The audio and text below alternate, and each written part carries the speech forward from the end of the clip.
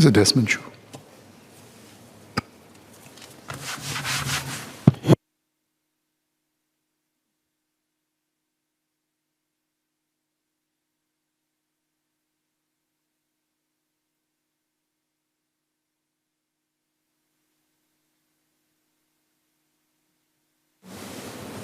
Mr. Speaker, thank you for allowing me to join the debate. The budget team charting our new way forward together is especially apt for a group of Singaporeans with the most vested interests, our younger Singaporeans. They are also part of Generation COVID. It is a loose moniker covering people from delayed childhood to early adulthood who are coming of age during this pandemic. This generation faces unique challenges. COVID has changed the workforce, workplace, and aspirations. New opportunities abound, but also new threats lurking. Technology has accelerated the creation of higher-end jobs, but also commoditized lower-end ones. Skills erosion is happening faster than ever. Young workers preparing for a changing economic order before COVID now find themselves facing a vastly altered one. Now, recently, Young NTUC commissioned a study involving 1,500 young Singaporeans from age 16 to 35. Now, perhaps unsurprisingly, 2 out of 3 youths are anxious about the employment landscape, finding it challenging to navigate. Only 1 in 2 youths are certain of their career paths and believe that they are provided with adequate career opportunities. Yet, they also have opportunities beyond the reach of earlier generations. Now, some worries I've heard from younger Singaporeans include how fundamental economic shifts will impact their job prospects and, of course, inflationary pressures. They want to pursue the future with energy and passion, but are faced with a nebulous environment. Now, Generation COVID are the future leaders of Singapore. We need to address the anxieties and worries, and importantly, work with them to fulfill their potential to the fullest. I do appreciate that I'm perhaps unable to adequately understand the predicament faced by Generation COVID. So for a start, I would like to explore some of their concerns from 3 aspects: jobs, education, and changing aspirations. Now first, jobs and education opportunities. Now some members of this generation find their skills eroded substantially even before they graduate. Others are graduating into depressed sectors such as tourism-related industries.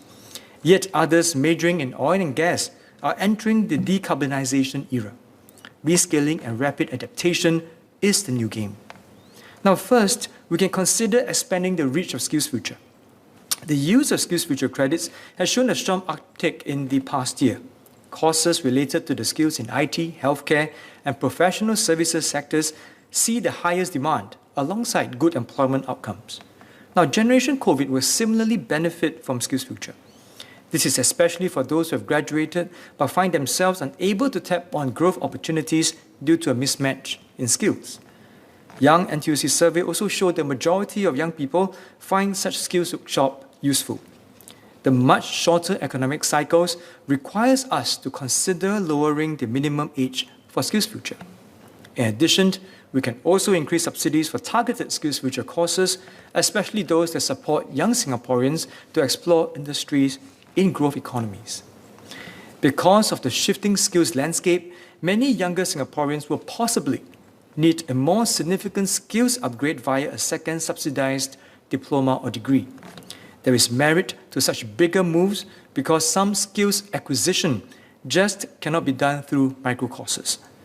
Currently, every Singaporean enjoys 1 bite of the cherry, 1 subsidized diploma and or degree per person.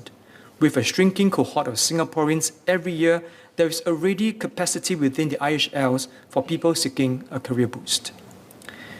Now, currently, hard technical skills are already baseline expectations. This can be taught within educational institutions or academies. However, there's a greater industry emphasis on soft skills such as career management and interpersonal skills. Some of these soft skills are not transferable through courses and are perhaps better picked up through sharing of experiences. Thus, there is great demand for structured mentorship in today's workplace to assist our younger people in navigating the professional workspace. Now, mentorship will be especially valuable for Generation COVID, the younger people from the lower and middle income families. Some of them might not have easy access to mentors, unlike their better off counterparts. We have some nascent endeavors, such as Young NTUC's Lead Mentorship. There's also WeConnect 2.0, an initiative by the Mentoring Alliance for Action. Now, but for the Singaporean workforce to differentiate itself from competitors, we must see mentorship as a national capability.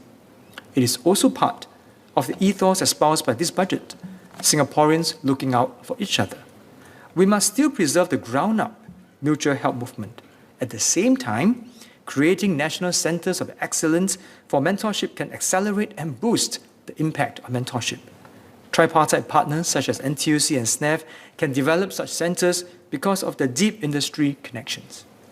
Now, ironically, the new opportunities from the post-pandemic world or the endemic pandemic world would also have made career navigation a lot more difficult. The current model of navigation starts from the school in the form of career guidance offices to national placement centers such as E2I or Career Connect. The transition is not seamless and might not also meet the needs of younger workers. Young workers have often asked about the possibility of a one-stop center that houses career counseling, mentorship, internships, and employment opportunities. Now, I can imagine that even the approach to career navigation might be quite different if it primarily serves younger workers. Now, can the government consider working with tripartite partners to develop such a capability? Next, on how we can better tailor our policies to COVID, for Generation COVID, shaping Singapore into the country that they're proud to call home. Mr. Speaker, Generation COVID are perhaps the most outspoken, educated, and progressive citizenry in the world. In Singapore, the SG Youth Action Plan has shown us our youth's vision for Singapore in 2025, social inclusivity, sustainability, mental well-being, and the need to strengthen our social compact. Indeed, Generation COVID youths are different from the youths they were. They hold different aspirations of Singapore and have a stronger sense of social justice activism. Many of them are interested in political and social causes, actively seeking avenues to be heard, to contribute meaningfully to such discourse. During the pandemic and even now, many youths have founded and expanded mutual aid networks to help the less fortunate around us. Now, they also hope that their professional work aids in the advancement of social causes. Increasingly, we see our younger people seeking the expression and advancement of such issues not only through their personal lives, but also their professional work. This intersection of work and social activism is both exciting and less understood. We have an urgent need for deeper conversations to chart the way forward. This brings us to the theme of Budget 2022, charting the way forward together.